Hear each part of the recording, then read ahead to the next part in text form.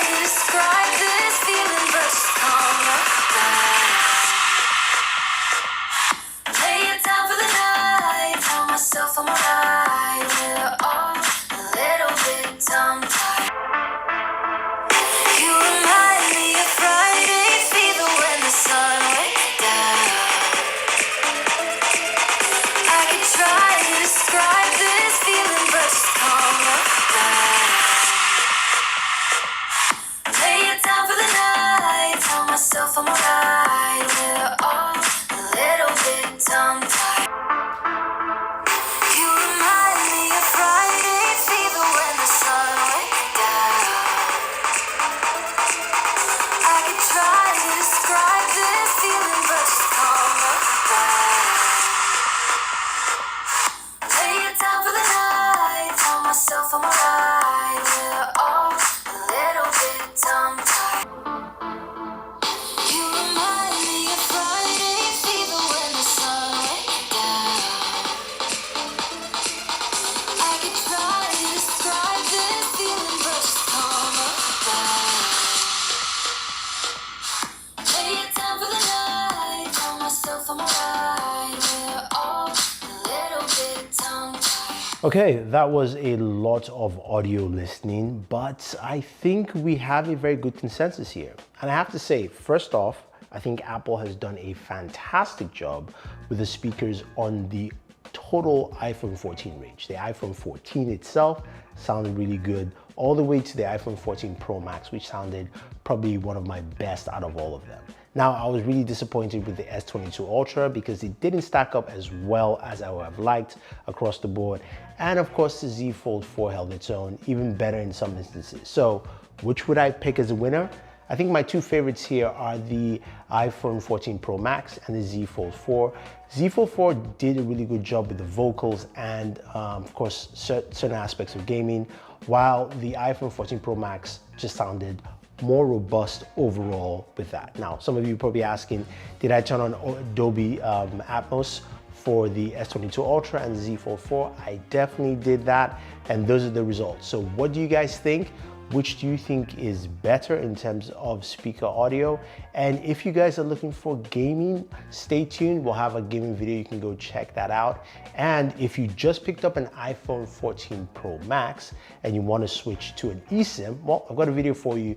So definitely go check that out and see how you can set up your iPhone 14, 14 Pro Max or 14 Pro right now.